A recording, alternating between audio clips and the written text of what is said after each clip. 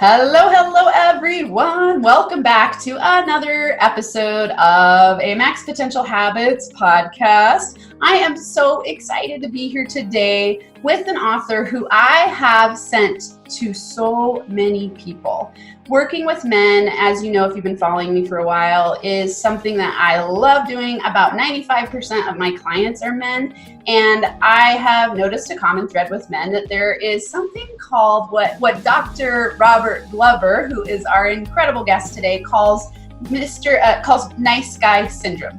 So he's written a book called No More Mr. Nice Guy. I actually read it a couple of times. I have it on Audible. I have it in hardback because there are so many valuable tips for those of you who struggle with being nice. Now, I know this is directed at men, but if you're a woman, I've read this book for myself and for my clients, and there are endless tips. We're going to have an incredible conversation because Dr. Glover has over 30 years of experience as a therapist, coach, educator, and public speaker. He's been self-employed since 1980? I haven't gotten a paycheck since 1988. Awesome, 1988. So a powerful business owner, a powerful man studying masculinity, toxic shame, all of the things that cause men to not show up powerfully in the world. And we're going to have an incredible conversation today. You'll learn more about him. So welcome on the show, Dr. Glover. Amanda, thank you for the invitation. It's good to be here. Awesome. So give us a little background. Tell, for those of us listening who have never met you, how did you get into the world of working with men? Okay, that's a good question. It all started when I was a little child. So, short version is that I actually started out to go into the ministry. I've got 2 degrees in religion. I grew up in a fairly fundamental Christian church. And my first semester of college, I took Psychology 101 and fell in love with it. And I thought, this is cool. I like understanding how people tick and what makes me tick and other people. And so from there, I kind of adapted my education towards counseling and then got my master's degree in marriage and family therapy and then a PhD in marriage and family therapy. So I started out my career as a minister and then segued from there into a marriage and family therapist and did that 25 plus years. Now, in the process of working with couples, also, I was struggling in my own relationships, and so got into some therapy to try to figure out why being a nice guy didn't make my then wife respond to me better, treat me better, be happier, and actually went into counseling trying to figure out why being a nice guy didn't work. And luckily, I fell into some good programs. I got into a 12-step group, and then with a therapist, and then a men's group for several years, where I learned some things around setting boundaries, around my needs a priority, about being honest, about being transparent, about asking for what I want. And what I noticed while I was kind of doing this work on myself, that a lot of the couples coming to work with me in couples therapy, the men were saying like a lot of the same stuff I'd been saying in my marriage at that time. You know, I'm a nice guy. I treat her well. I treat her better than her ex. I'm raising her kids. I'll do anything to make her happy. It's never good enough. She's never happy. She's mad all the time. She never wants to have sex anymore. Like all these guys, I could finish their sentences. And I thought, wow, I'm not the only one thinking this whole kind of, if I just be nice and treat them well and give them a lot and don't rock the boat and avoid conflict and all that stuff nice guys do, then the people in my life will be happy and appreciate me. Well, it didn't work. And so I started a No More Mr. Nice Guy men's group now 25 plus years ago. We met every other Wednesday. And so every Wednesday I wrote and just started writing things I was kind of discovering about what I came to call nice guy syndrome, how we get to be that way, what the thinking is of a nice guy, what we do that doesn't work, and, the other side of that, what to do that works more effectively. And while I was just giving these kind of chapters every other week when I met with the men's group, these guys and their wives and girlfriends were all saying, you need to write a book. You need to go on Oprah. There's a lot of people need this. So that was like 25 plus years ago. So it took about 6-7 years to write the book, another 3 years or so to get it published. It came out in print version in 2003. So we're at 2000, coming up 2020. So, 17 years ago it came out. And thanks to people like you, it keeps selling more and more every year. So that's good. It's I bump into a lot of people that recommend it a lot, and it seems to be really, affecting a lot of people, men and women around the Yeah. world. So that's how I got directed towards the whole nice guy thing. And then kind of over time in private practice, my work just kind of kept skewing more and more towards men. And then when I got out of that marriage with my second wife about 17 years ago, really just pretty much focused my work towards men after that. And then about 10 years ago, I moved to Puerto Vallarta, Mexico, quit doing private practice, just do online consultation. I have an online university where I teach courses, but I do workshops and seminars. But mainly, I've just fallen in love with working with men. I just love I love the dynamic of working with men. I love it that men really do want to be good people and Mm-hmm. really do want to be trustable and really do want to treat people well. And just it's the nice guy paradigm that gets in the way. And we can talk more about that of why it doesn't work so well. Yeah. But so yeah, I was just telling you just this last weekend, I was in Miami Beach speaking at a conference for men that I was Mm-hmm. invited to, and I just love that worldwide men are just thirsting and seeking help and information because they do want to live good lives. They do want to be good men. Yeah, absolutely.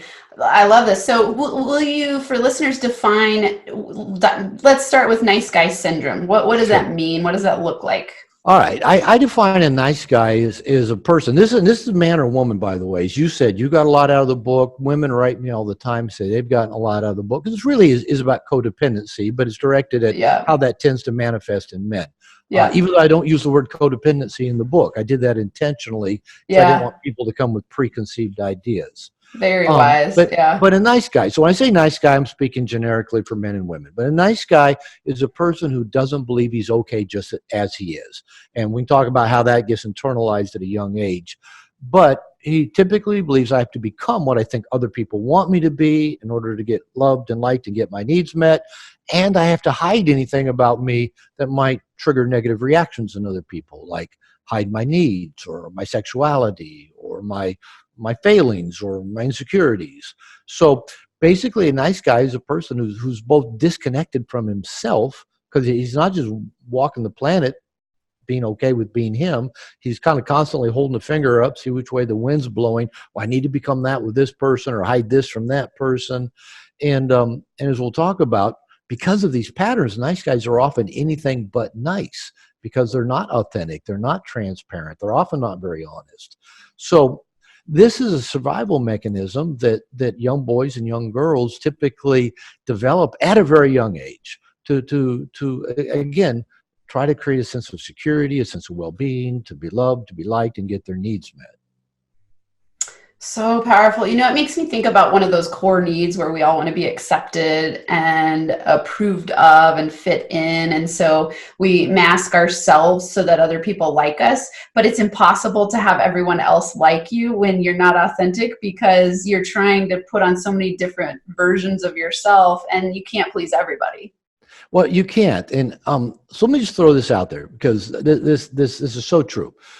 In general, nice guys operate by three what I call covert contracts. And they're covert, meaning that the nice guy himself often is not even conscious of them, and nobody else is either.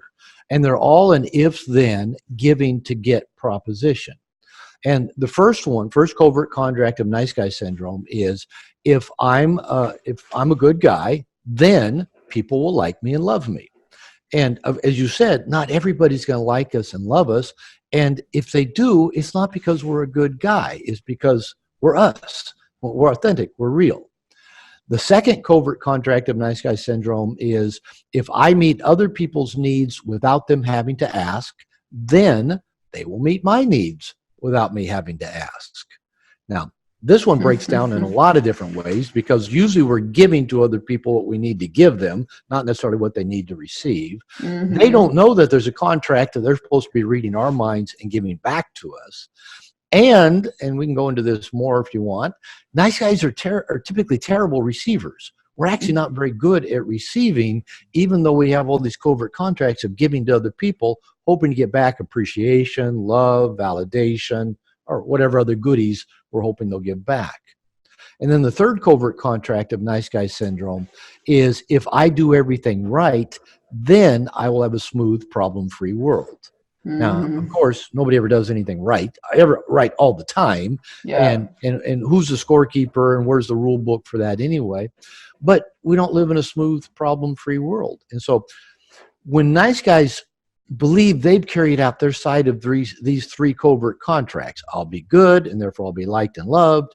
I'll meet other people's needs, therefore they'll meet my needs. I'll do everything right, then I'll have a smooth, problem-free life. And when it doesn't go that way, nice guys often get really frustrated, really resentful, can be very passive aggressive, and can even be somewhat violent and hurtful when they have something that my ex-wife used to call my victim pukes, where stuff builds up, and you're so frustrated and resentful, and you're rehearsing all these conversations, and you're pleading your case to that giant referee in the sky that he should call a foul on this person because they're not keeping their side of the contract. And then finally something happens and it all just blows up, and the other person doesn't know what just happened. So again, nice guys can often be anything but nice. And because these covert contracts don't work, nice guys stay perpetually frustrated because they Yeah. don't tend to get what they want, and they see other people getting those things, being liked and loved and getting their needs met and having good lives. And the nice guy says, how come they get that? And I'm not, I'm doing it right. And so Yeah. this paradigm of the nice guy syndrome can be really both really painful and dysfunctional for the nice guy or nice girl themselves, but also for all the people around them. Oh, this is brilliant. I want to dig deeper. At first, I want to highlight for everyone listening, it's so powerful to think of that as the covert contract. I love that you say that because it's something that's hidden. It's operating, and it's what operates for the nice guy, and then it's hidden. So both people or anyone in the exchange with the nice guy notice it's there, but it's hard to articulate. So then how do you do anything with it? Right. So it's Yeah. all this frustration and irritation and anger and unspoken expectations leading to resentment. And then it comes out often, I mean, for what you're saying, and, in masculinity studies, there's a lot of times where men aren't really allowed to have their feelings Yeah. in the way that we've constructed society. So then they get angry because it's the easiest outlet and it's the one that men are allowed to express in a certain way. Would you agree with that? Yeah. And this is where it gets really tricky for nice guys because we don't think we're supposed to be able to get angry either because Yeah. that would make us bad men. Most Yeah. nice guys are trying to be different from the stereotypical male, the man we heard our mothers complain about, i.e. our Yeah. dad, the men we heard women complain about when we were in junior high and high school, and the women complained about all the jerks that treated them bad. Oh, I'll be different from that. And I even grew up during the 60s where, with some aspects of radical feminism that, men are the cause of all the problems in the world and every man's a rapist and women need a man like a fish needs a bicycle and all those men. I grew up hearing that stuff thinking, I don't want to Yeah. be that guy. Right. Yeah. So that even means I can't get angry or I can't be Yeah. selfish or I can't ask for what I want. And so what happens is that just leads to just bunches of frustration. And Yeah. if it does come, puking out, it's not at all nice. And I remember again, I did most of this work when I was in my second marriage. I was married to my second wife for 14 years. And like I'd have one of these victim pukes where I would just vomit everything I'd been, storing up inside. And like, when it all settled down, she'd say, I didn't see any of that coming. She said, did it ever cross you? She said, how long has this thing been bothering you? And I said, oh, 6 months maybe. And she'd ask me, did it ever cross your mind to just tell me? And Say I go, something. no. And then that was the honest truth. It never crossed my mind. I could just say, I don't like it when you do that, or I would like you to Right. do this, please. Because again, I wasn't trained that was okay to even do anything that might cause anybody to be upset. I had to, never Yeah. rock the boat, keep the peace, be that needless, wantless, Yeah. don't Yeah, take and up it too will much fall space under guy. that do everything right. If you're doing everything Yeah. right, you're not supposed to really have too many needs. Exactly. And I was Yeah. trying to not be like those bad men that I'd heard my mother and women Yeah. complain about that got angry or that were selfish or Yeah. narcissistic or abusive. I was trying, I can't be that guy either. So yeah, Yeah. so kind of that masculine stereotype works against nice guys, and that kind Hmm. of becomes the thing we're trying not to be. And so Right. we just become really repressed and frustrated. but unfortunately not so nice in so many other ways. Yeah. Robert, do you think what I hear you saying is that there's an internalization of the anger because you don't want to outwardly express it? So then what does that show up as symptomatically and kind of practically speaking in the life of a nice guy? Well, that's a good question. And I like that because it gets internalized. Remember I said that for the nice guy, on one level, they're trying to become what they think other people want them to be, and they're hiding anything that they think might get a negative reaction. So anger is just one of those things. And Yeah. we all get angry. We all have frustrating moments. So whether again it be anger, our needs, our sexuality, any uncomfortable feeling, our mistakes, anything, we'll hide all of that. Now, if you spend all that time hiding, just imagine the emotional energy it takes to keep all that stuff pushed down and below the surface in our psyche. It gets stored in our body, it gets stored in our emotions, but we don't know it because we numb ourselves to it. So, Mm-hmm. one symptom that often the nice guy, him or herself, is not aware of, that's very prevalent for people with nice guy syndrome is depression. Now, what Mm. we often don't know that because it's not okay to be depressed either. We got Right. to hide that. So it's often a very low grade depression, even if the person is trying like to be happy all the time, because that's what we're Yeah. supposed to be, right? So Yeah. people will like us, we have to be happy. So it's this low grade depression. Nice guys tend to have a lot of hidden addictive behavior. In men, especially, a lot of hidden sexual behavior and sexual acting out. If I'd take a stab at it after 25 years of working with nice guys, I'd say probably 80% of the men I work with have some kind of hidden sexual behavior, usually around porn or other sexual acting out, because sex is a strong need. It's a strong part of who we are. It's a strong drive. But if we think being sexual makes us bad, or that people will react negatively to our sexual desires or wants or just our sexual self, and then we hide it, it is so powerful. It's got to go somewhere. So it goes Yeah. underground and it seeps out in these not so nice ways again. So nice Yeah. guys then often have a lot of shame because of all the things they're hiding. The shame goes back to childhood, to internalized beliefs about ourselves, but it just gets compounded with everything we hide, all of our frustrations, all of the repressed feelings. So to answer your question, we've got this depression we pack around. We've got it gets stored up in our body, emotions, repressed sexuality, acting out, addictive behavior. Um, and that doesn't even count, like I said, all the inauthentic behavior, dishonest behavior, closed off behavior. Um, and again, the Yeah. nice guy pays the price, and so do the people around him. And ironically, and this is hard for the nice guy to understand because it doesn't fit our paradigm, our roadmap of how we'll fit into the world and get our needs met. As I say in the book, people are not attracted to perfect people. People are attracted to people with rough edges, something that we Yeah. can relate to. And so, for example, one of the things I'll often do with guys in like small in groups or workshops is I'll pair them up, and they'll like say to each other, "What I don't want you to know about me is," and just share something that you have some degree of shame or embarrassment to reveal.